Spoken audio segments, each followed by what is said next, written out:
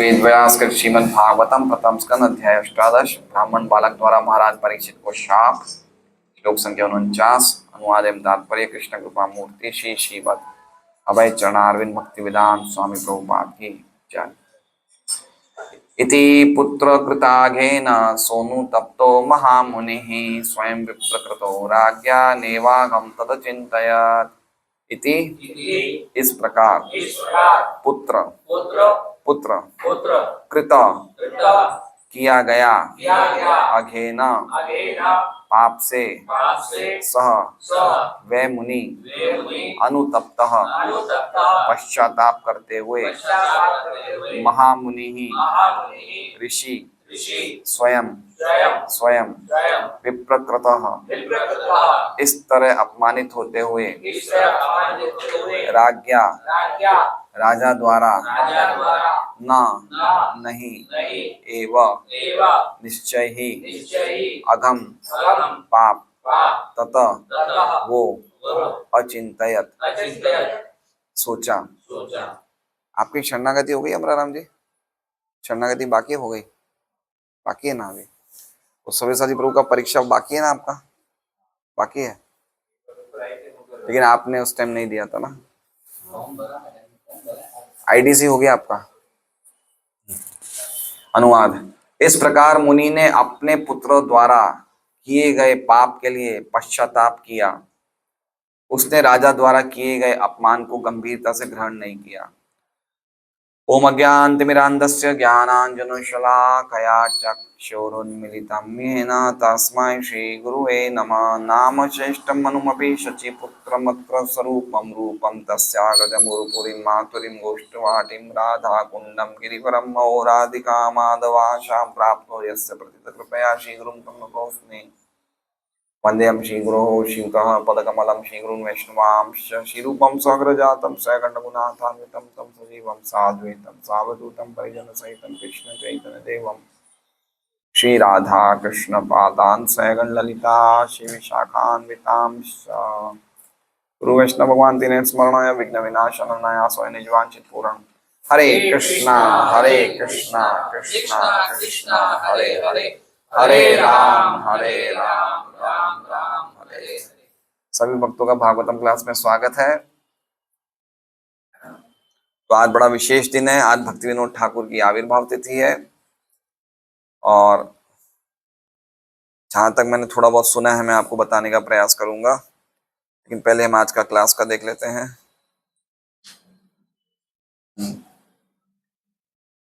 तो हमने कल जो श्लोक पढ़ा था, कल नहीं परसों, कल तो वामन कथा थी, तो बहुत ही अद्भुत श्लोक था पिछला 48 का कि भक्त की गरिमा क्या होती है, भक्त का क्या स्टैंडर्ड होता है, जो वास्तव में शुद्ध भक्ति के मार्ग पे है उसकी क्या, उसका मतलब उसका क्वालिटीज क्या होती है। तो हमने देखा क्या था श्लोक, हम पढ़ेंगे वापस।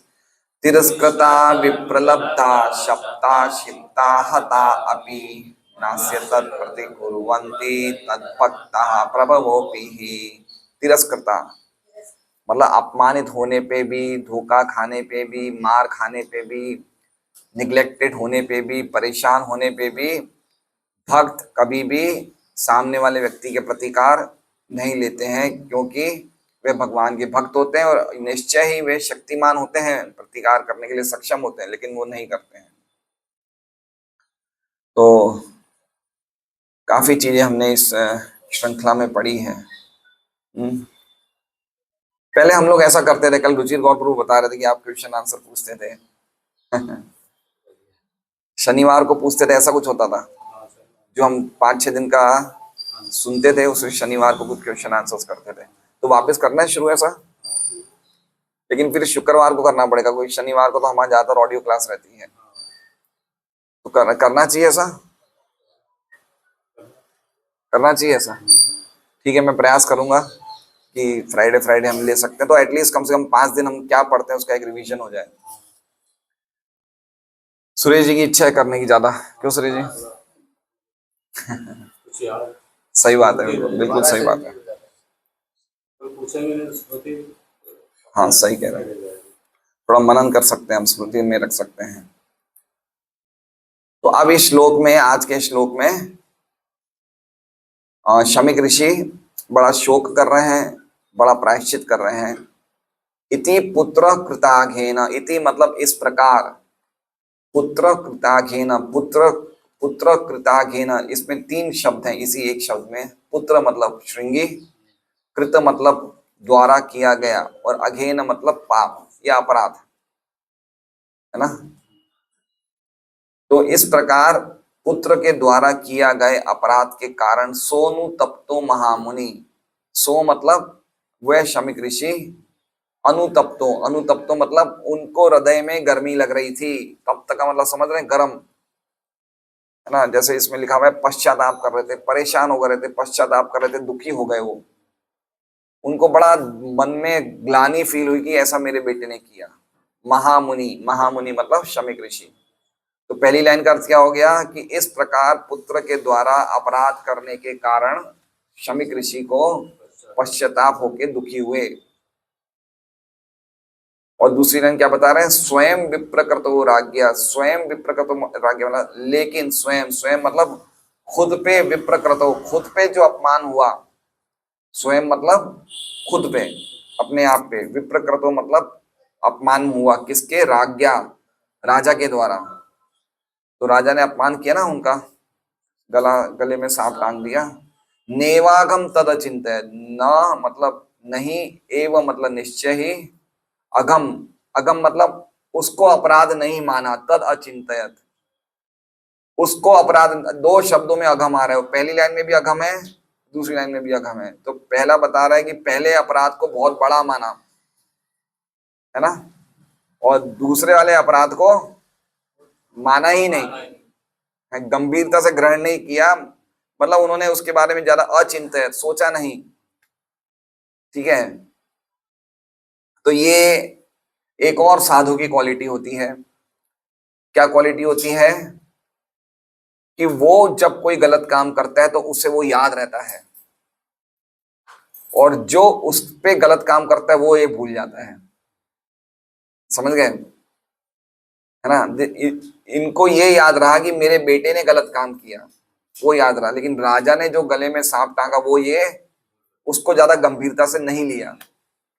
तो ये एक साधु का एक बहुत अद्भुत गुण होता है। वहां पे परीक्षित महाराज ये सोच रहे थे कि मैंने बहुत गलत काम किया, ये गले पे सांप टांग दिया, लेकिन उनको जो श्राप मिला या उनके साथ जो होने वाला है उसके बारे में तो सोच ही नहीं रहे थे।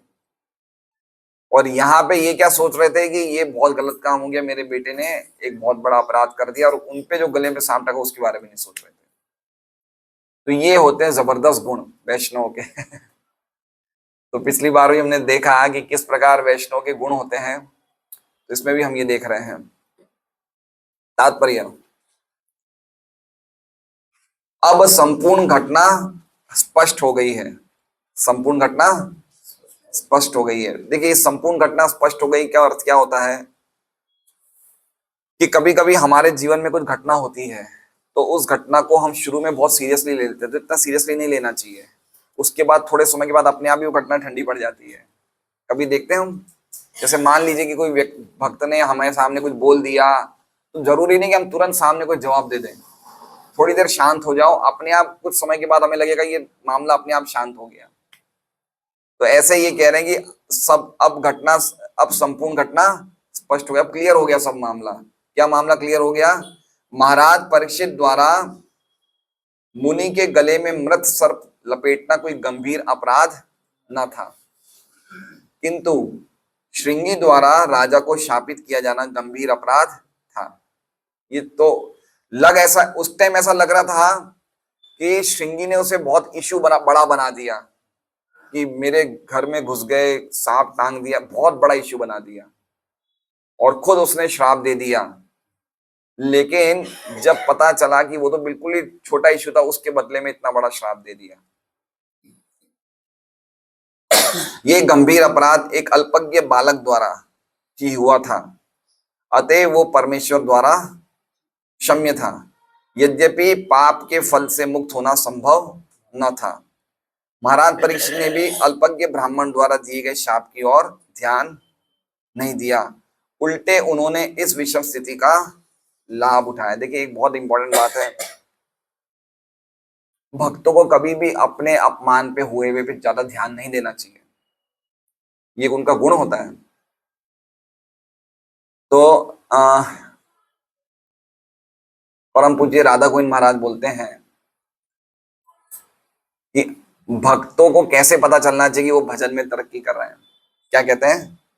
वो हरिनाम करने में प्रगति कर रहे हैं, ऐसे कैसे पता चलेगा कि अब वो माया को हरा देंगे या माया को काट देंगे? कैसे पता चलेगा? जब उनपे कोई थूकेगा और वो उसमें मन में भी बुरा नहीं सोचेंगे। क्या बोले? कि अगर कोई भक्त पे थूक दे और वो मन में भी खराब नहीं सोचे तो समझना चाहिए भजन में तरक्की कर रहा है। तो ये बात शास्त्रों में लिखी है ऐसे थूकने वाली। ऐसा महाराज क्यों बोले? है ना, थूकना कितना इंसल्टिंग काम है बताइए। व्यक्ति को तो बोला हुआ नहीं सहन हो सकता, किसी को ऊंचा आवाज में बोल दे तो सहन नहीं होता, थूकना तो कितना इंसल्टिंग है। तो ऐसा क्यों बोला महाराज ने? महाराज तो साधु शास्त्र के हिसाब से बोलेंगे, इतने महान भक्त हैं, शुद्ध भक्त हैं, तो ऐसा क्यों बोला? हम क्या सुनते हैं तीसरा शिक्षाष्टकम? तृणादपि सुनीचेन। तृण तृण मतलब तिनके, तिनके से भी नीचे होके हमें भजन करना चाहिए। तो थूकता व्यक्ति कहाँ पे है? जमीन पे थूकता है। जमीन पे क्या होता है? तिनके होते हैं, घास होते हैं, वहां थूकता है। और हमें कैसा रहना चाहिए? तिनके से भी नीचे होना चाहिए। तो अगर हम पे थूक दिया तो क्या दिक्कत है? सुनना इजी है, जब सिर पे आता है तब उसको सहन करना बड़ा भारी है हमें। देखिए, एक व्यक्ति था, भक्त था, तो गोदावरी से स्नान करके भगवान के मंदिर में जा रहा था। तो एक व्यक्ति ने उस पर कुल्ला कर दिया। तो वो भक्त वापस कुल्ला हो जाता है उस पर, वापस जाता है गोदावरी में स्नान करने, वापस बाहर आता है, वापस कुल्ला कर देता है। वापस जाता है गोदावरी में स्नान करने, वापस जब बाहर आता है तो तीसरी बार कुल्ला कर देता है, वो तीसरी बार स्नान करने जाता है। जब वो स्नान करके आता है तीसरी बार, तो व्यक्ति जो कुल्ला करता था वो उसके पैर पकड़ गया। बोले आप महान हैं, आपने कैसे सहन कर लिया? तो जो स्नान करके आ रहा था भक्त, वो क्या बोला? बोले मुझे तो आपकी कृपा लग रही है, आपके कारण में 3 बार स्नान किया। देख रहे हैं आप? तो व्यक्ति का ये सब विचारों का खेल है ना। तो हमें समझना चाहिए कि हमें कैसे रिएक्ट करना चाहिए, बहुत बड़ी बात है ये सीखने जैसी बात है। हमारा उस टाइम जो रिएक्शन होता है बहुत इंपॉर्टेंट है वो। और ये रिएक्शन कैसे हमारा सुधरेगा? जब हम हरे कृष्णा कृष्णा कृष्णा हरे हरे, हरे राम राम राम हरे हरे, जब हम ये प्योरली जप करेंगे, प्योर क्वालिटी में, जब हम बिल्कुल अच्छी क्वालिटी में जप करेंगे तो क्या होगा? हमारे आत्मा के जो आवरण हैं वो सब, जैसे कहते हैं ना, वो बादल, घने बादल हट जाते हैं सूर्य, तो सूर्य साफ चमकने लगता है। तो उसी प्रकार से आत्मा के जब आवरण हटने लगेंगे, जब हमें हरे कृष्णा बोल के, अभी तो हमें एक बूंद जितना भी सुख नहीं मिल रहा है, लेकिन अगर एक बूंद भी अगर मिल गया हमें सुख, एक बूंद अगर हमें नाम का रस मिल गया, तो हम दुनिया की कोई भी अपमान को सहन करने में हमें आनंद फील होगा। कैसे, क्यों होता है ऐसा? क्योंकि अगर नाम हम ढंग से लेंगे तो आत्मा की ओरिजिनल क्वालिटीज बाहर निकलेगी, है ना, आत्मा के गुण बाहर प्रकाशित होंगे। तो आत्मा का गुण क्या है? आत्मा क्या है? भगवान की दास है ना। तो व्यक्ति को अपने आप ही लग जाएगा, जो व्यक्ति भजन अच्छी तरह करेगा वो अपने आप ही ये सोचेगा कि मैं सबसे इंफीरियर हूं। क्या सोचेगा? कि सब मेरे से ऊंचे, मैं सबसे नीचे हूं। ये भक्त में क्वालिटी आनी ही चाहिए अगर वो वास्तव में ढंग से जप कर रहा है। ये आनी चाहिए क्वालिटी। अगर नहीं आ रही ना, इसका मतलब हमारे जब प्रकृति के 3 गुणों के अंतर्गत हो रहे हैं, भौतिक चेतना में हो रहे हैं, है ना। देखिए,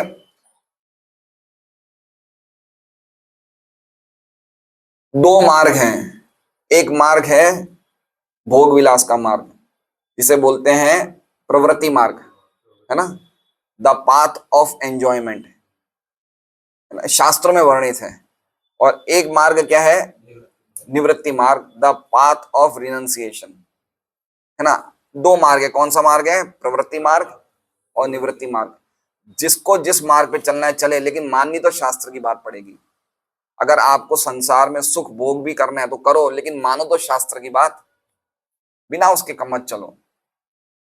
तो अब जो प्रवृत्ति मार्ग पे चलता है उसको दुनिया में इज्जत भी चाहिए, और सही भी है, गलत नहीं है। देखिए गीता जी के दूसरे अध्याय में अर्जुन कहता है कि अगर, अर्जुन ही भगवान कहते हैं कि अगर तुम रण से भाग गए तो तुम्हारी इज्जत पे बहुत बड़ा धब्बा लगेगा। और क्षत्रियों के लिए तो मरण से भी ज्यादा खतरनाक है मरणाद अतिरिच्यते, है ना। तो कीर्ति पे धब्बा लग जाए वो तो मरण से भी ज्यादा खतरनाक है। तो एक तरफ देखा जाए तो ये बात भी सही है कि भाई इज्जत पे धब्बा नहीं लगना चाहिए। तो जब हम एक वर्णाश्रम का मार्ग अपनाते हैं और एक शास्त्र के अनुसार हम एक सुख भोग भोगने की इच्छा रखते हैं, तो हमारी क्या है, चेतना सुधरती नहीं है, वो भौतिक चेतना ही रहती है। और जब तक हम भौतिक चेतना में हैं तब तक हमें ये सब चीजें चाहिए, प्रेस्टीज भी चाहिए, पूजा भी चाहिए, लाभ भी चाहिए, प्रतिष्ठा भी चाहिए, रिस्पेक्ट भी चाहिए, सब कुछ चाहिए। लेकिन जब हम निवृत्ति मार्ग का रास्ता अपनाएंगे तो उसमें हम लोग पूरी तरह से एक अलग ही दुनिया में जाएंगे। तो उसमें हमें अपने आप ही, जब हम भजन करेंगे तो अपने आप ही हमारी चेतना में सुधार आएगा, है ना। चेतना का पूरा खेल है ये, पूरा खेल चेतना का है कि आपकी चेतना, अभी हमारी जो चेतना है वो भौतिक चेतना है ना। अभी हमारी भौतिक चेतना है। हम जब ये महामंत्र का जप करते हैं, भागवत पढ़ते हैं, मंगल आरती करते हैं, तो ये भौतिक चेतना स्टॉप हो जाती है और आध्यात्मिक चेतना फ्लो होना शुरू हो जाती है, जितना हम गंभीरता से करेंगे। ठीक है, आध्यात्मिक चेतना जब फ्लो होगी तो अपने आप ही हमारा विचार निर्मल बनेगा, मति निर्मल बनेगी, हृदय शुद्ध होगा, आत्मा हल्की बनेगी, लाइट बन जाएगी, रुई जैसी बिल्कुल कोमल हो जाएगी। तो ये सब गुण धीरे धीरे प्रकाशित होने लग जाएंगे। लेकिन अगर ये गुण प्रकाशित नहीं हो रहे तो इसका अर्थ ये हुआ कि हम लोग दोनों मार्गों पे चल रहे हैं। समझ रहे हैं? हम निवृत्ति के मार्ग पे भी चल रहे हैं, एक पैर हमने कहाँ लगा दिया? निवृत्ति मार्ग पे, और दूसरा पैर कहाँ लगा दिया? प्रवृत्ति मार्ग पे। अब व्यक्ति ऐसे दो मार्ग पे दो पैर लगा के चल रहा है तो उसकी क्या स्थिति होगी बताइए? प्रवृत्ति मार्ग पे जाएगा तो खूब भागे, या निवृत्ति मार्ग में जाए तो खूब भागे। लेकिन अगर दोनों पैर, अगर दोनों मार्ग पे, तो क्या स्थिति होगी? तो वो स्थिति हमारी है। और वो स्थिति क्यों हो रही है? जब हम अभक्त, क्या है वो श्लोक, वैष्णवाचार असत्संग त्याग ए वैष्णवाचार। हम क्यों करते हैं? क्योंकि हम लोग असत्संग करते हैं। असत्संग मतलब हम संग में, भक्तों के संग में कम रहते हैं, और जो भक्त नहीं है उनके संग में ज्यादा रहते हैं। तो उनकी चेतना क्या है? भौतिक चेतना है। उनकी चेतना हमारे अंदर प्रवेश कर जाती है और हमें बहुत जबरदस्त प्रभावित करती है। तो हमारे साथ क्या हो रहा है कि भजन हमारा कच्चा हो रहा है। हम चले तो सही निवृत्ति मार्ग पे, लेकिन हम लोग कच्चा भजन करते तो हमारी एक टांग प्रवृत्ति मार्ग पे है। तो हम लोग ऐसे, आप समझिए, आपके अगर दो पैर दो नाव में, तो कैसे आप चलेंगे, है ना। लंबा नहीं चल पाएंगे। तो हम लोग असत्संग कर रहे हैं, इसलिए हमारी जो हम मेहनत करते हैं, ऐसा हो गया कुंजर शौचवत। सुबह सुबह हाथी आता है तालाब में स्नान करके, और स्नान करने के बाद क्या डालता है? जमीन पे आती मिट्टी डाल देता है। तो हमारा ऐसा ही है। सुबह हम इतना अच्छा मॉर्निंग प्रोग्राम करते हैं, माला करते हैं, भागवत क्लास सुनते हैं, भागवत पढ़ते हैं, लेकिन दोपहर शाम पूरी रात को हम इतनी ज्यादा लोगों का संग करते हैं, भौतिक चेतना वाले लोगों का, तो उससे हम प्रभावित होते हैं। तो उसका क्या तरीका है? उसका तरीका यही है कि हम लोग सुबह का जो हमारा प्रोग्राम है बहुत सॉलिड होना चाहिए। अगर ढीला होगा तो हम अपनी चेतना में सुधार नहीं कर पाएंगे, और फिर होगा क्या? बहुत सालों से चेतना नहीं सुधरती है, बहुत सालों से भक्ति में रहने पे भी चेतना नहीं सुधरती। चेतना सुधरती है गंभीरता से। ठीक है, तो होगा क्या? अगर हम आध्यात्मिक चेतना में जाने का प्रयास कर रहे हैं और हमें कोई ऐसा व्यक्ति मिल जाता है जो भक्ति में आने से पहले हमारा दोस्त था, है ना, और कुछ सालों बाद हम भक्ति में आ गए, वो भक्ति में नहीं है, और हमने देखा वो तो बहुत बड़ा धनी हो गया है, तो हमारे क्या लगेगा? यार मैं यहाँ पे क्यों आ गया हूँ? समझ रहे हैं बात को? जैसे मान लीजिए ये लकी जी ने 1 साल पहले बैंक छोड़ा, है ना। इनकी नौकरी थी, 1 लाख रुपए महीने का मिलता था इन्हें। अब ये 15 साल बाद ये भक्ति में ढीले ढपाटे हैं और 15 साल बाद इनको कोई पुराना 15 साल का बैंक का कलीग मिल गया जिसकी अब पगार 3 लाख है, तो 15 साल बाद ये जब मिलेंगे उनसे तो इनको मनी मन क्या होगा, अरे मैंने क्यों छोड़ दी नौकरी। समझ रहे हैं? ये कब होगा, जब ये भक्ति के लेवल से सुधरेंगे, नहीं तब होगा जब ये कनिष्ठ स्टेज पे, इसे बोलते हैं प्राकृत भक्त। जब हम प्राकृत भक्त होते हैं, कनिष्ठ भक्त होते हैं, तो क्या होता है कि हमारा प्रकृति के 3 गुणों के साथ अटैचमेंट बना रहता है। तो भक्ति करने के बावजूद भी हमें भौतिक जगत की चेतना अच्छी लगेगी, हमारे में सुधार नहीं आएगा। हम 15 साल से भक्ति कर रहे हैं लेकिन सुधार नहीं है, तो हमें वो चीज प्रभावित करेगी। और वही अगर ये मध्यम अधिकारी के लेवल पे चले जाएंगे तो इनको उस सहेली पे जिसकी अब पगार 3 लाख होगी तो उस पे करुणा आएगी कि देखो कितना मेहनत करते, सुबह 9 से लेकर रात के 9 बजे तक क्या स्थिति हो गई। तो देख रहे हैं, एक ही व्यक्ति है, उसके विजन 2 होते हैं। अगर वो कनिष्ठ भक्त रहता है तो उसका विजन क्या है, कंप्लीटली प्राकृत है। लेकिन अगर वही व्यक्ति मध्यम भक्त बन जाता है तो उसका विजन चेंज हो जाता है। तो मेरा पॉइंट यही है कि भक्ति करने से पूरे विजन का, पूरे एटीट्यूड का, पूरे विचारों का ही चेंज हो जाता है। अगर हम नहीं चेंज आ रहा है हमारी भावना में, हमारी चेतना में, तो समझिए कि हम लोग भक्ति में इतने साल रहने के बाद भी प्रगति नहीं कर रहे हैं, और ये हमारे लिए बहुत बड़ा नुकसान है।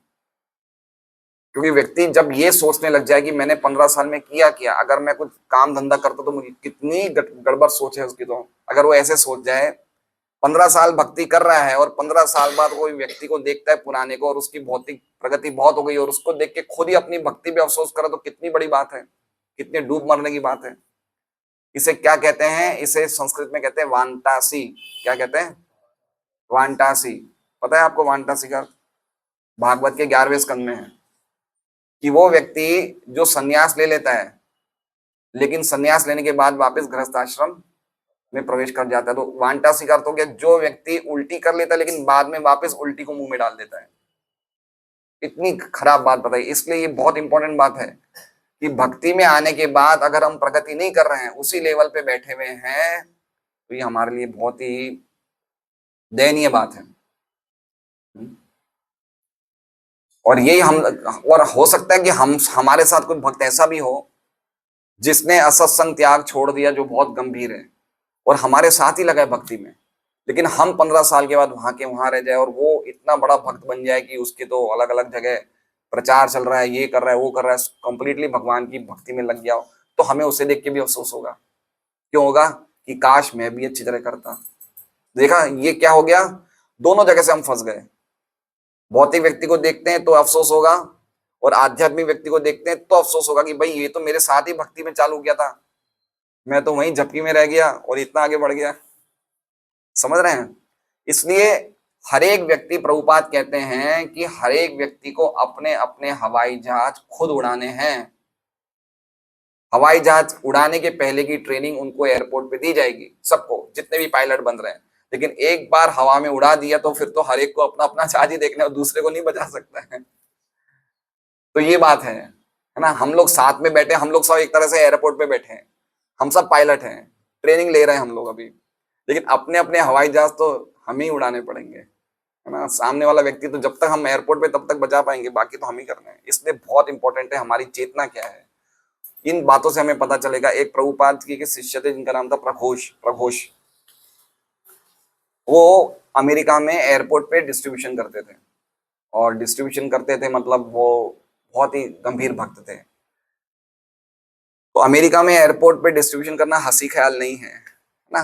तो एक कोई सिक्योरिटी वाला था जो पहलवान टाइप का व्यक्ति था, उसने वो प्रभु जी को एक जोर से मुंह पे मुक्का मारा, और वो भक्त सीधा वहां जमीन पे फ्लैट हो गया। वो जमीन पे इतना जोर से मुक्का, पहलवान व्यक्ति था, अमेरिकन लोग होते हैं, एनर्जी स्ट्रेंथ होती है।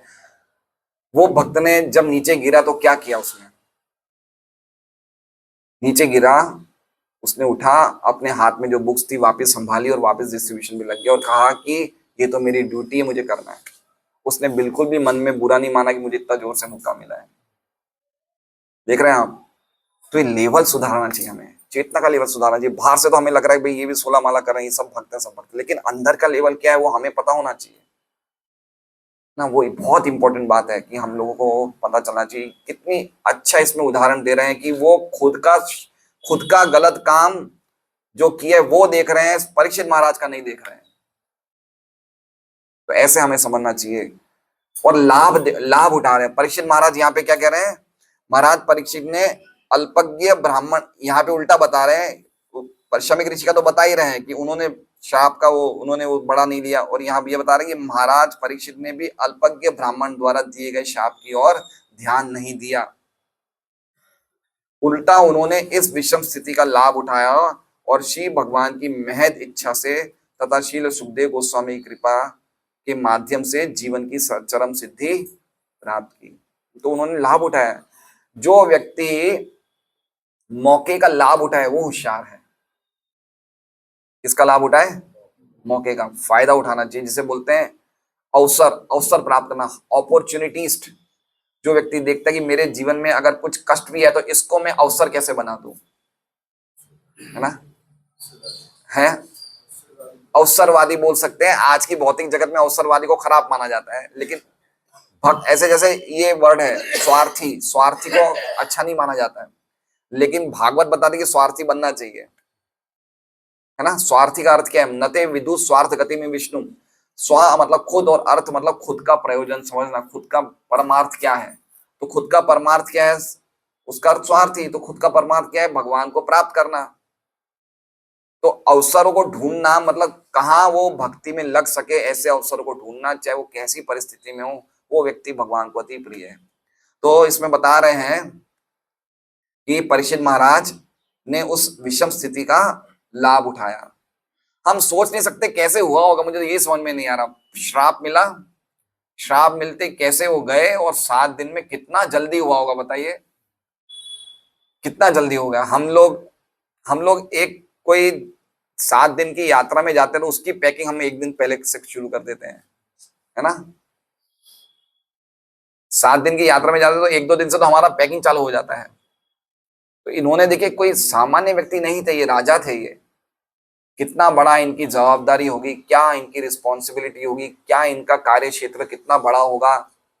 लेकिन तुरंत ही इन्होंने 7 दिन में, उसी दिन मुझे लगता है जिस दिन श्राप मिला उसी दिन से ही उन्होंने भागवत सुनना शुरू कर दी होगी। तो 7 दिन तो वहीं से ही चालू हुए ना। तो श्राप मिला, अपने घर गए, घर जाके तुरंत सब कुछ छोड़ दिया होगा, गंगा जी के तट पे आए होंगे, जितने की ब्रह्मांड के सब ऋषि मुनि आए होंगे, सब कुछ कितना इंस्टेंट हो गया। तो अद्भुत ये तो कथा है। वास्तव में भगवत इच्छा थी और इस इच्छा पूर्ति में महाराज परीक्षित, शमीक मुनि तथा उनका पुत्र श्रृंगी, ये तीनों निमित्त मात्र थे। निमित्त मात्रम भव सव्यसाची, है ना। तो ये जो श्लोक है भगवान का, ये गीता जी का, कि तुम्हें खाली निमित्त बनना है ना। ये क्या है श्लोक? कि तुम जीतो, युद्ध जीतो, अपना भोग करो, तुम जीवन का भोग करो, युद्ध जीतो।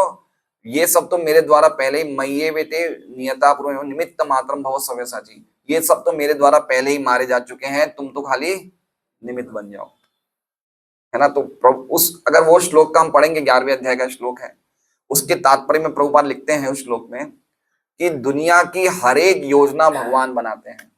कौन बनाते हैं? भगवान बनाते हैं हर एक योजना। हमें क्या बनना है? हमें इंस्ट्रूमेंट बनना है। क्या बनना है? हमें निमित्त बनना है। हम क्या बन जाते हैं? हम योजना बनाने वाले बन जाते हैं और भगवान को निमित्त बना देते हैं। ये बहुत हायर थिंकिंग है, ये हमें जल्दी से नहीं आएगी। हमें लगता है हमने प्रचार किया, हमने इसे भक्त बनाया। नहीं, ये भगवान की योजना है, आप तो खाली उसमें निमित्त बन जाओ। प्रभुपाद बोलते हैं ये चैतन्य महाप्रभु ने प्रचार किया है कि सब पूरी दुनिया में उनके नाम की कीर्ति का प्रचार होगा, तो अगर आप नहीं करोगे तो कोई और कर लेगा। हमें निमित्त बनना है। ऐसा नहीं कि हमने प्रचार किया तो ये इतना हो रहा है, नहीं, हमें खाली इंस्ट्रूमेंट बनना है। तो इसमें प्रभुपाद कहते हैं कि इसमें श्रृंगी ऋषि, शमीक ऋषि, परीक्षित महाराज, इन तीनों का ही कोई दोष नहीं, क्योंकि तीनों ही भगवान की योजना में निमित्त बने हैं। अतएव इनमें से किसी को कठिनाई नहीं हुई, क्योंकि हर काम परम पुरुष के संबंध में किया गया था। भगवान से संबंधित था सब काम, इसलिए तीनों को कोई प्रकार का कष्ट नहीं हुआ, कोई कठिनाई हुई, और तीनों ना ही कोई कष्ट में पड़े गए। श्रीमद् भागवतम की जय, शील प्रभुपाद की जय। तो आज हम लोग भक्ति विनोद ठाकुर के बारे में कुछ, मैं ज्यादा तो कुछ कलेक्ट नहीं कर पाया, कुछ पॉइंट्स मैंने आज महाराज के लेक्चर में सुने हैं। तो भक्ति विनोद ठाकुर हमारे जैसे हमारी गुरु परंपरा में हमारे गुरु, उनके गुरु प्रभुपाद जी, उनके गुरु भक्ति सिद्धांत सरस्वती ठाकुर और उनके पिताजी भक्ति विनोद ठाकुर। तो महाराज कहते हैं कि भक्ति विनोद ठाकुर वैष्णव धर्म का पूरी दुनिया में चालू करने वाले पायनियर थे। पायनियर मतलब समझते हैं? पायनियर किसे कहते हैं हिंदी में, क्या कहते हैं? पायनियर मतलब शुरुआत करने वाले थे, हैं? लीडर, लीडर, लीडर बोल सकते हैं कि वो नेता थे जिन्होंने वैष्णव धर्म पूरी दुनिया में शुरू किया। उन्होंने पहले से ही उन्होंने अंग्रेजों की लाइब्रेरी में ये वैष्णव धर्म की बुक्स, पब्लिकेशंस भेजना शुरू कर दिए थे, है ना। और उस टाइम चूंकि भारत गुलामी में था, तो और भी संस्था जैसे स्वामी विवेकानंद, उन्होंने हिंदू धर्म का प्रचार किया, लेकिन उन्होंने जो धर्म का प्रचार किया पूरी तरह से एक, जिसे कहते हैं कि एक बिना कोई शास्त्र के आधार पे चालू किया। उनका कोई शास्त्र का आधार नहीं था, इसलिए वो प्रचार जो है वो फलीभूत नहीं हो पाया। लेकिन भक्ति विनोद ठाकुर की पूरी प्लानिंग थी, क्योंकि चैतन्य महाप्रभु ये बोल रहे थे, पृथ्वी ते आचे यद नगर आदि ग्राम सर्वत्र प्रचार होइबे मोर नाम। चैतन्य महाप्रभु ने 500 वर्ष पहले ये भविष्यवाणी कर दी थी कि पूरे पृथ्वी में सभी ग्रामों में, सभी नगर में मेरे नाम का प्रचार होगा। तो भक्ति विनोद ठाकुर को पता था कि भविष्यवाणी सही होने वाली है। ये भक्ति विनोद ठाकुर उस बात को पता करने वाले, क्योंकि ये भविष्यवाणी हो गई थी 500 साल पहले। चैतन्य महाप्रभु कब थे? 1486 से 1542 के बीच में, तब वो भविष्यवाणी करी थी। और भक्ति विनोद ठाकुर कब हुए? ये अभी हुए, 150 साल पहले हुए। तो 350 साल से इस भविष्यवाणी को कोई भी पहचान नहीं पाया, लेकिन भक्ति विनोद ठाकुर पहचान लिए कि कोई ना कोई व्यक्ति ये प्रचार करेगा। तो इसलिए उन्होंने उसकी फाउंडेशन रखी। अलग अलग बड़ी बड़ी दुनिया की यूनिवर्सिटियों में ये वैष्णव लिटरेचर भेजते थे। आगे बता रहे हैं कि इनकी एक बहुत सुंदर पत्रिका थी जिसका नाम था सज्जन तोषणी, जिसमें ये वैष्णव, जैसे आज हमारा ना भगवत दर्शन या बैक टू गॉड हेड है, ऐसे इनकी पत्रिका नाम था सज्जन तोषणी। और इसमें इन्होंने कहा, लिखा है सज्जन तोषणी मैगजीन में कि चैतन्य महाप्रभु का जो धर्म है वो यूनिवर्सल है, एक्सक्लूसिव नहीं है। अब इसे कैसे समझा जाए? एक्सक्लूसिव मतलब समझ रहे हैं?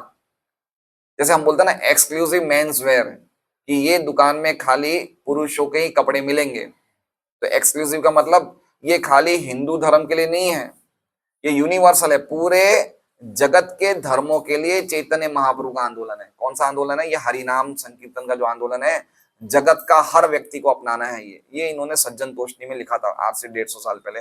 ये खाली एक हिंदू जाति के लिए, बंगाली के लिए नहीं है। ये आगे कह रहे हैं ये कि एक दिन आएगा जब हरिनाम कीर्तन आने वाले दुनिया में आने वाले समय में चर्च बनेंगे। क्या बनेंगे? चर्च। मतलब उनका कहने का मतलब ये था कि आगे चर्चों में हरिनाम कीर्तन किया जाएगा। और ये बात सही है। देखिए प्रभुपाद के टाइम पे कितनी फॉरेन में चर्चें खरीदी गई, और वो चर्चें क्या बन गए? मंदिर बन गए, क्योंकि चर्चें काफी बंद थी, लोग आते नहीं थे चर्चों में। तो इनको 1970 से 75 के बीच में काफी ऐसी चर्चें मिली जो बंद थी और उनको सही भाव में मिल गई, और इनको इन्होंने मंदिर में कन्वर्ट कर दिया। तो हरिनाम हो रहा है। और आगे कह रहे हैं कि एक दिन ये चैतन्य महाप्रभु का सनातन धर्म हर जगह होगा, गोरे भी करेंगे, काले भी करेंगे, सब दुनिया के लोग ये हरिनाम कीर्तन करेंगे। ये सब भविष्यवाणी चैतन्य, ये भक्ति विनोद ठाकुर ने करी थी। ये मुश्किल है उस टाइम समझना। उस टाइम 150 साल पहले इन्होंने ये जो भविष्यवाणी की थी भक्ति विनोद ठाकुर ने, ये मानना बड़ा मुश्किल था, लेकिन इनको पक्का विश्वास था। इनको अलग अलग भाषाएं आती थी, बंगाली आती थी, संस्कृत आती थी, अंग्रेजी आती थी, फारसी आती थी, उर्दू आती थी, क्योंकि ये मैजिस्ट्रेट थे। तो उस टाइम मैजिस्ट्रेटों को उर्दू भाषा आना आवश्यक था, तो इन्होंने उर्दू भी सीखी थी इन्होंने। आगे कह रहे हैं कि भक्ति विनोद ठाकुर तक वैष्णव समाज का हाल बड़ा खराब था। समझ रहे हैं? जो वैष्णव सोसाइटीज होती है, वैष्णव सभाएं होती है, उनकी स्थिति बड़ी खराब थी। खराब क्यों थी?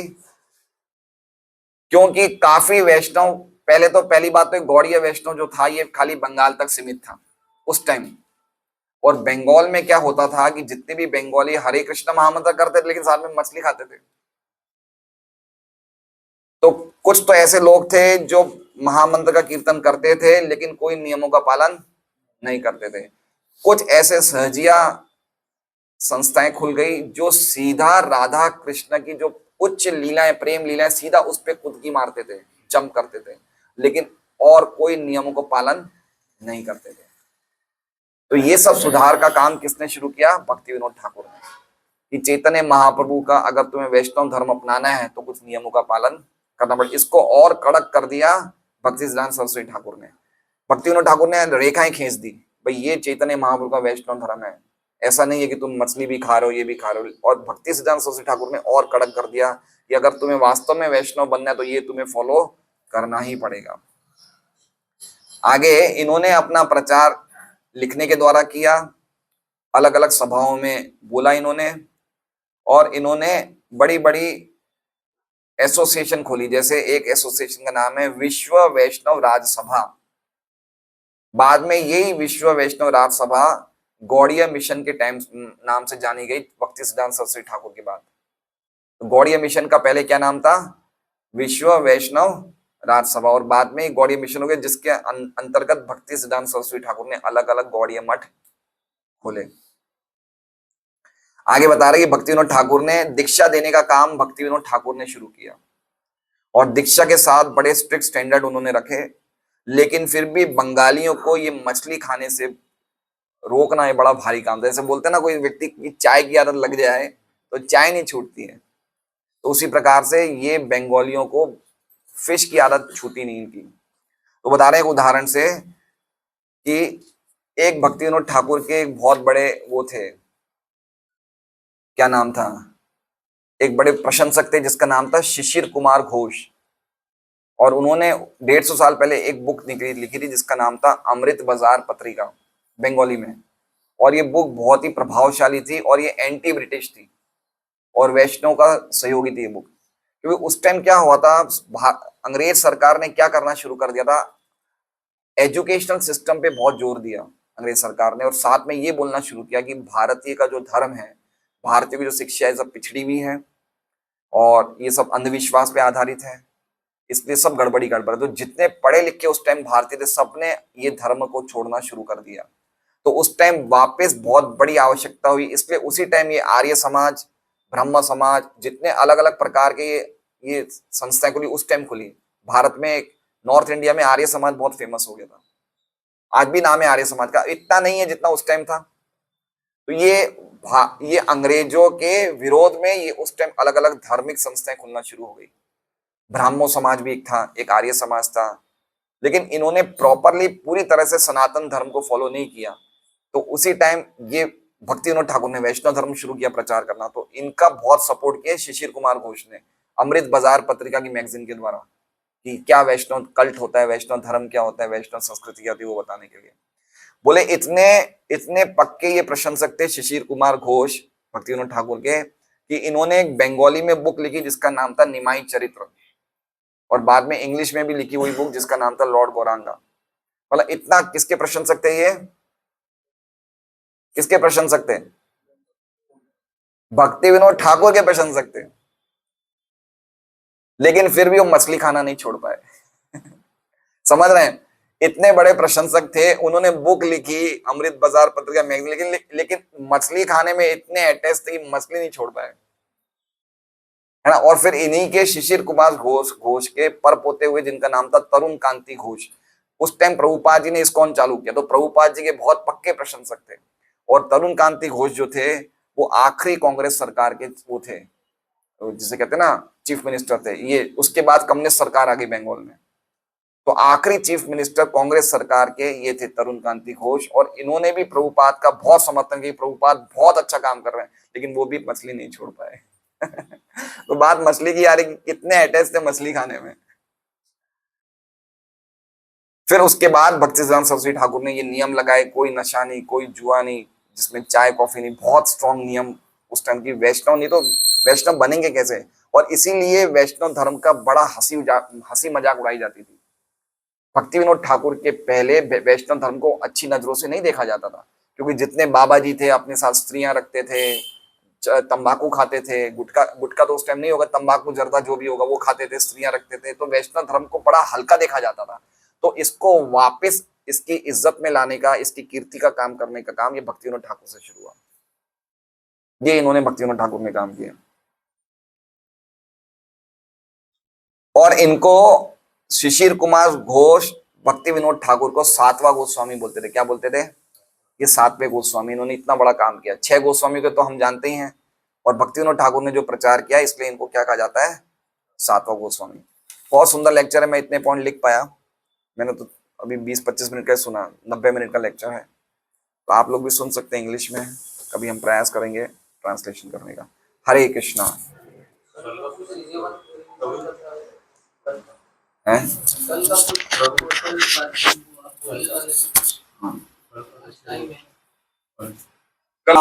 कल वामन कथा के बारे में पहले बताऊंगा मैं। तो वामन देव भगवान या जितने भी भगवान अवतरण होते हैं उनका एक उद्देश्य होता है कि वो हमारे हृदय में भी अवतरण करें।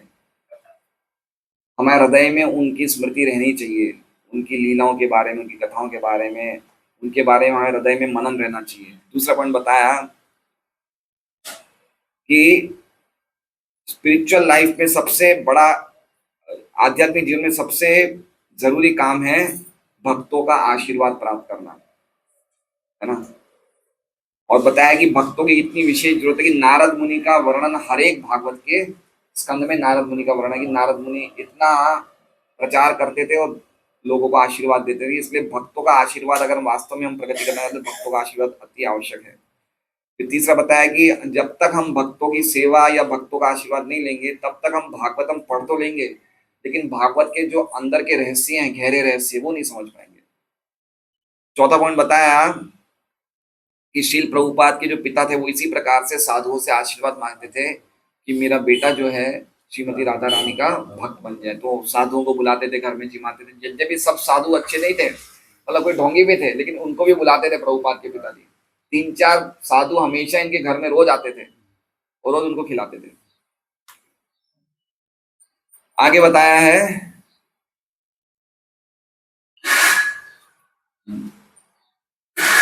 कि भक्तों की, हमारे जीवन का जो असली संपत्ति है, भक्तों की कृपा ही हमारी जीवन की असली संपत्ति है। फिर उन्होंने कथाएं की अलग अलग बात, विश्वजीत यज्ञ, वो सब मैं नहीं बता रहा हूँ। कि उन्होंने बताया कि कैसे बलि महाराज ने अपने गुरु के आशीर्वाद से पूरे ब्रह्मांड को जीत लिया। इसलिए हमारे जीवन का एकमात्र उद्देश्य होना चाहिए गुरु को प्रसन्न करना। अगर गुरु प्रसन्न होते हैं तो कृष्ण प्रसन्न होते हैं। आगे बता रहे कि कृष्ण भावनाओं में ये नहीं समझना चाहिए कि हम सही हैं, ये समझना चाहिए कि सही क्या है। और सही क्या है? वही काम जो गुरु को पसंद करे। यद्यपि हमें लग रहा है हम सही है, लेकिन अगर वो काम गुरु को पसंद नहीं करे तो सही नहीं। फिर आगे बताया कि जितना झुकोगे उतना बढ़ोगे। आगे बताया कि जो व्यक्ति अपनी इंद्रियों को संयम नहीं कर सकते, अगर पूरी दुनिया भी उनके पास हो जाए तो भी वो संतुष्ट नहीं हो सकते हैं। और जब व्यक्ति खुद की इंद्रियों को संयम कर दे तो फिर वो दास बन जाता है, उसको खाली सेवा करना ही अच्छा लगता है।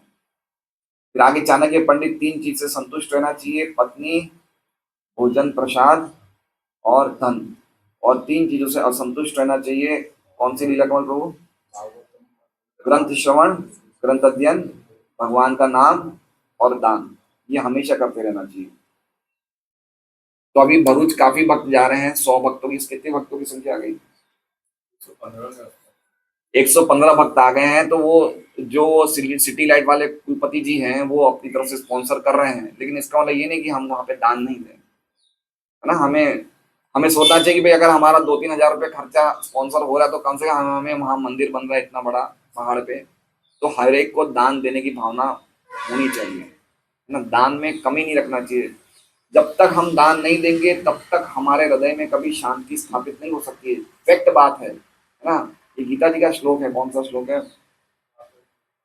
हैं? नहीं, एक और श्लोक है जो 5वें अध्याय में, जिसमें बताता है कि जो दान देता है उसके जीवन में, हाँ, अयुक्त काम का फल नहीं। युक्त कर्म फलम त्यक्त्वा शांतिम आपनोति नैष्ठिकीम, जो अपने कर्म फल को भगवान को देता है उसको नैष्ठिक शांति मिलती है। और अयुक्त काम कारेण फले सक्त, और जो भगवान की सेवा में धन नहीं लगाता है वो फलों से बंध जाता है। 5वें अध्याय का श्लोक है। इसमें देते रहना चाहिए, देते रहना चाहिए, जमा नहीं करना चाहिए। कोई अवसर आए दो दो दो देते रहना चाहिए। जब तक हमने गृहस्थ आश्रम स्वीकार किया हुआ है तो हमें देने की भावना रखनी चाहिए। आगे उन्होंने बताया कि सुपात्र को हम दान देते तो उसी उसी मात्रा में हमें वापस मिलता है। अगर हम अर्ध ब्राह्मण को दान देते हैं तो उसी मात्रा में वापस मिलता है। अगर हम नहीं, डबल मिलता है। अगर हम योग्य ब्राह्मण को दान देते हैं तो 100,000 गुना ज्यादा मिलता है। और अगर हम वेद पराग को देते हैं, जो वेदों के उद्देश्य को जानते हैं, यानी शुद्ध भक्त को देते हैं, तो असीमित रूप से वापस मिलता है। हमें गुरु को तब त्यागना चाहिए जब साधु शास्त्र और साधु के मार्ग, गुरु साधु शास्त्र के मार्ग से अगर वो हट जाता है तब हम गुरु को त्याग सकते हैं। आगे कह रहे हैं कि अगर हमें जीवन में बहुत तकलीफ आती है तो समझना चाहिए भगवान की असीम कृपा हम पे बरस रही है, तो हमें समझना चाहिए। बहुत ऊंचे सिद्धांत है ये। एक्चुअली में ये चीजें हमें रियलाइज होनी चाहिए। सुन के चले जाएंगे तो अच्छी बात है, लेकिन रियलाइज भी होनी चाहिए जीवन में कि हमारे जीवन में समस्याएं आ रही है। हम लोग तो समस्या को क्या सोचते हैं कि हम लोग, ये तो भगवान क्या कर रहे हैं हमारे साथ, लेकिन भगवान जीवन में समस्या है तो भगवान की कृपा माननी चाहिए। आगे जीव गोस्वामी के बारे में बता रहे हैं कि 6 गोस्वामी हमारी भक्तिमय जीवन के आधार हैं। जीव गोस्वामी जो है वो विलास मंजरी थे और रूप गोस्वामी रूप मंजरी थे। तो जीव गोस्वामी भगवान की अष्ट सखियों में विशाखा की सहायता करते थे लीलाओं में, और रूप गोस्वामी किनकी सहायता करते थे? ललिता की। जीव गोस्वामी जब 2 साल के थे तब उन्होंने देखा कि उनके ताऊजी यानी कि रूप और सनातन ने चैतन्य महाप्रभु की शरण ली है। आगे कह रहे हैं कि जीव गोस्वामी ने सबसे पहली नवदीप परिक्रमा नित्यानंद प्रभु के साथ जीव गोस्वामी ने लगाई। नवदीप परिक्रमा जैसे वृंदावन परिक्रमा होती है, 84 कोस की यात्रा होती है, ऐसे नवदीप परिक्रमा भी होती है, गौड़ मंडल भूमि परिक्रमा। लगाइए आप लोगों ने कभी? भक्तों के संग में हमें जरूर लगाना चाहिए। 9 दिन का है, 7 दिन का होता है, मुझे नहीं आइडिया कितने दिन का होता है। 9 दिन का होता है, पैदल पैदल 9 दिन का होता है। भक्तों के संग में अवश्य लगानी चाहिए। आगे जब जीव गोस्वामी की इच्छा थी वृंदावन से, अरे नवदीप से जगन्नाथपुरी जाने की, चैतन्य महाप्रभु के सानिध्य प्राप्त करने के लिए, तो नित्यानंद प्रभु ने कहा कि तुम्हारा परिवार को स्थान चैतन्य महाप्रभु ने कहा दिया है? वृंदावन में दिया है, पुरी में नहीं दिया है। उसके पश्चात जीव गोस्वामी ने काशी में बहुत अद्भुत अध्ययन किया मधुसूदन वाचस्पति के अंतर्गत। श्री प्रभुपाद और भक्ति सिद्धांत सरस्वती ठाकुर के बीच में बहुत कम सानिध्य था, लेकिन फिर भी श्री प्रभुपाद ने उनके आदेशों का पालन किया, इसलिए उनका बहुत ही निकट सानिध्य था। मतलब कहने का मतलब कि गुरु के आदेशों का पालन करना गुरु का सानिध्य है ना। भक्त के जीवन में गुरु का आदेश ही उनके लिए गर्व है। क्या है? गुरु का आदेश ही भक्त के जीवन का गर्व है कि हमें इस आदेश को, इस उपदेश को फॉलो करना है। 4 लाख श्लोक जी गोस्वामी ने लिखे और आगे बता रहे हैं उन्होंने वो एक पंडित को हराया, रूप नारायण गोस्वामी और वल्लभाचार्य के साथ संवाद किए, तो वो सब बातें हैं। हरे कृष्णा। तो ये तो लगाया नहीं अपन ने। चलिए ठीक है। हरे कृष्णा।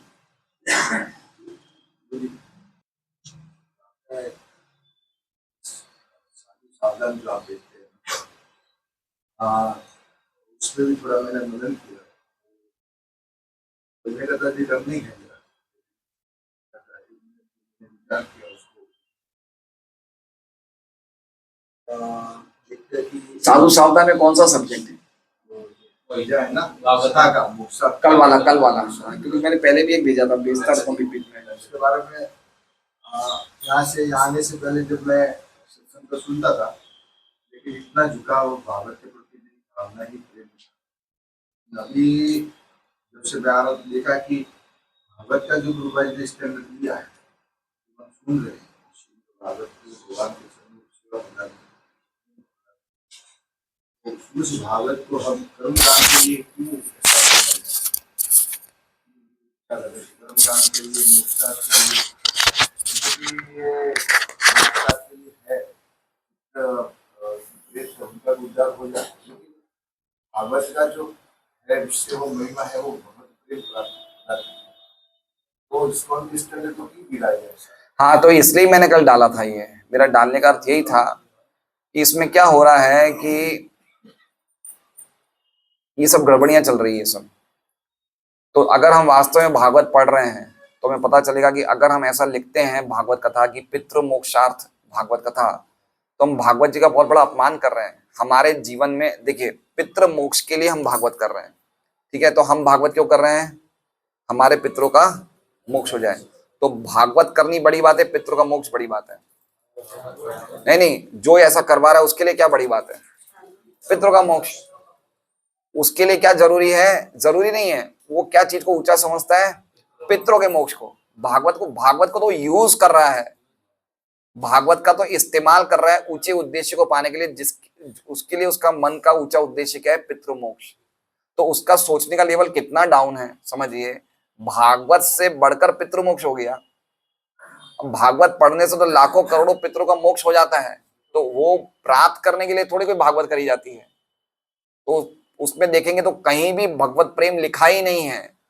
अगर आप वो पढ़ेंगे, वो जो मैंने कल भेजा, पितृ मोक्ष है, पापों की मुक्ति है, यही सब चीजें लिखी है उसमें।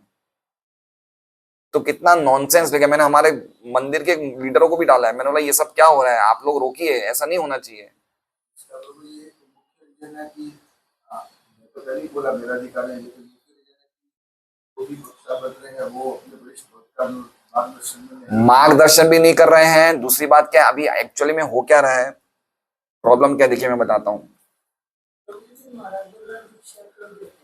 तो महाराज को थोड़ी पता है। अभी मान लीजिए कि अभी मेरी बात सुनिए, अभी सामने वाले घर वाले को मैं बैठा दूंगा दीक्षा में, महाराज पूछेंगे 4 नियम बताओ, बता देंगे, तो वो तो दीक्षा मिल जाएगी। महाराज किस पे भरोसा करते हैं? हम पे करते हैं ना।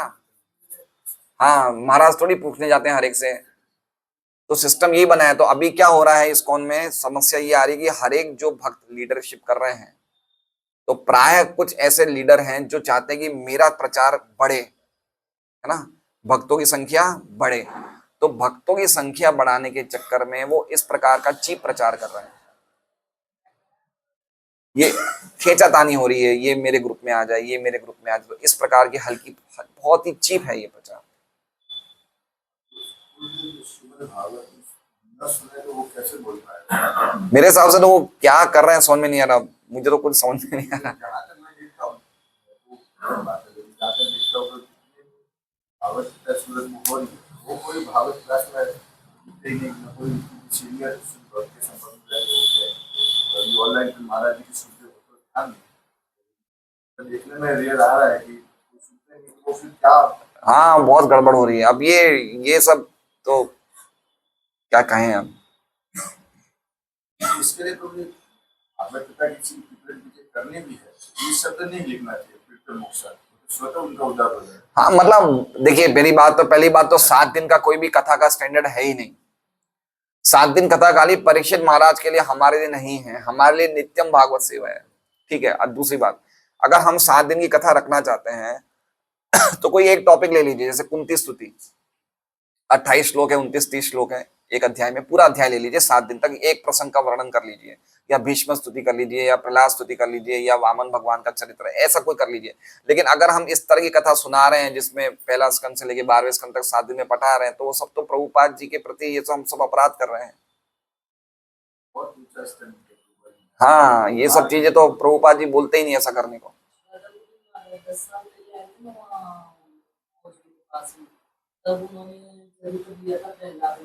हाँ, मुझे पता है, बीच में 20 साल पहले तब उन्होंने ययाति महाराज का प्रसंग लिया था। तो ऐसे ले सकते हैं हम, लेकिन ऐसे तो हमें लेना ही नहीं चाहिए। तो ये सब खींचातानी हो रही है। वो वैकुंठ प्रभु का कल मेरे पास फोन आया, बोले प्रभु जी हमारे कुछ भक्तों में गड़बड़ होती है तो सीधा वो खींच लेते हैं।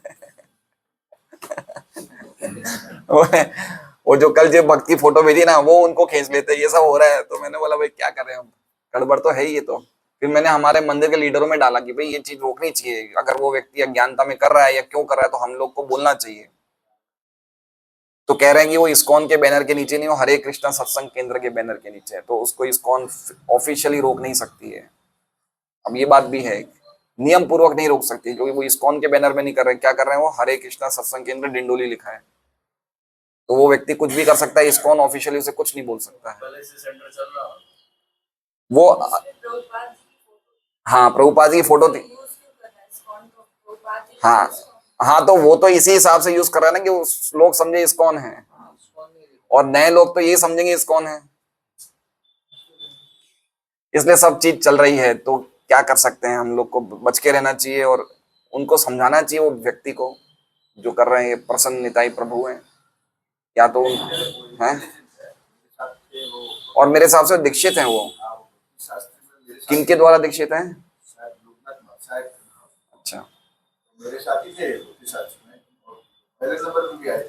भक्ति शास्त्री में, ओ ऐसा होने के बाद लेकिन ऐसा होता है। हाँ, तो वो देखिए कैसे हो रहा है, मतलब उन्होंने वो नीचे लिखा, दीक्षित महाराज ने मोक्ष प्राप्त करी। हाँ हाँ हाँ, तो वो सब मोक्ष क्या समझे? हर 3 महीने में ईश्वर के भक्त हैं। सही बात है, मंदिर से कार्य हाँ होना चाहिए, सही बात है। हरे कृष्णा।